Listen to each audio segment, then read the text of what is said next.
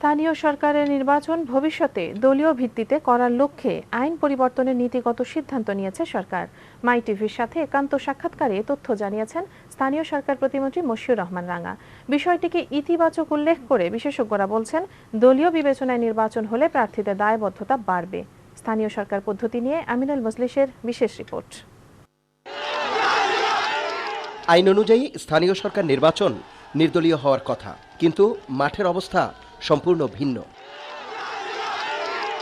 পোস্টারে দলীয় প্রধানের ছবি আর দলীয় প্রতীক ছাড়া সব কর্মকাণ্ডই চলছে দলীয় মোড়কে।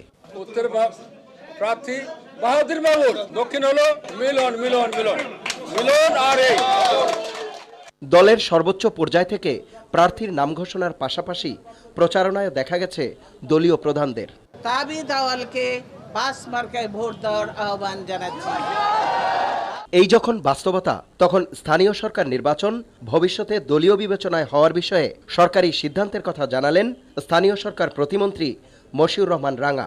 আগামী দিন থেকেই হয়তো আমরা এটা দেখতে পাবো যে এটা স্থানীয় সরকার নির্বাচনটা এইটা দলীয় পর্যায়ে হচ্ছে এবং হওয়া উচিত। আজকে ইন্ডিয়াতে পঞ্চায়েত এটা কিন্তু রাজনৈতিকভাবে হচ্ছে। কিছু আইন পরিবর্তন করতে হবে, এটা সংসদেই আলোচনা হবে, সংসদ সিদ্ধান্ত দেবে যে কিভাবে এটা সম্ভব।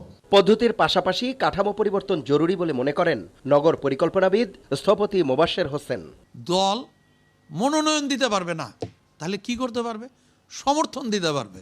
আমি এইটার নাম দিয়েছি, ভাসুরের নাম নেওয়া যাবে না। মেয়রকে যদি জনগণের কাছে দায়বদ্ধ করতে চাই, তাহলে সরাসরি মেয়রের ইলেকশন ইজ নট রাইট, তাহলে কাউন্সিলরের মাধ্যমে আসতে হবে।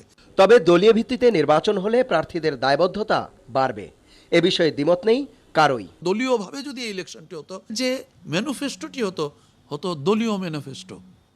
এই ম্যানিফেস্টো যদি সরকার বা বিরোধী দল যেই জিতুক, সে যদি বাস্তবায়ন না করতো, পরবর্তীতে জাতীয় ইলেকশনে কিন্তু এটা মিথ্যাবাদী হিসেবে প্রমাণিত হতো। সরকার দলীয় যারা, তারা যদি বলে যে আমরা নির্বাচিত হয়ে আসলে আমরা এটা করব, বিরোধী দল যদি বলে আমরা নির্বাচিত হয়ে আসলে আমরা, আমাদের সরকার আসলে আমরা এটা করব, তখন কিন্তু একটা কমিটমেন্ট থাকে। আমিনুল মজলিস, মাই টিভি, ঢাকা।